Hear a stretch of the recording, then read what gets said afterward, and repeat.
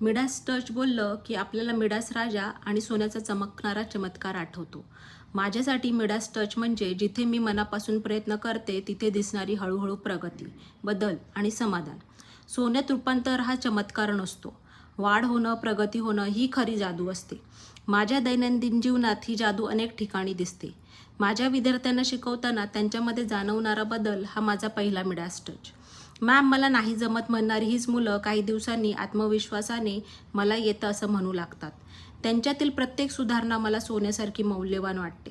त्यांच्या प्रगतीत माझ्या प्रयत्नांची शांत चमक दिसते. नवनवीन गोष्टी शिकणाऱ्या माझ्या दुसऱ्या जगातही हा मिडास टच जाणवतो. माझ्या हॉबीज, त्यातून मिळणारा छोटासा आनंद हेही हातांनी निर्माण झालेलं सोन्यासारखं सौंदर्य आहे. माझी कला मनाला स्थिर करते आणि मी स्वतःमध्ये थोडी थोडी घडत जाते. कुकिंगही तसंच. कधी कर्तव्य, कधी प्रेम, कधी आपल्या माणसांसाठी केलेले बेत, तर कधी साध्या पदार्थात थोडं कौशल्य, थोडं मन, थोडा वेळ मिसळला की जेवणही सोन्यासारखं वाटू लागतं.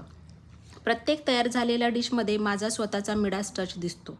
माझ्यासाठी मिडास टच म्हणजे स्पर्शाने वस्तू सोन्यात बदलणं नव्हे, तर जिथे जिथे मी मनापासून योगदान देते तेथे तेथे निर्माण होणारा सौंदर्यपूर्ण बदल. आपल्या सगळ्यांमध्ये ती जादू असते. काहींना जाणवते, काहींना नाही. बघा, तुम्हाला सापडलाय का तुमचा मिडास टच?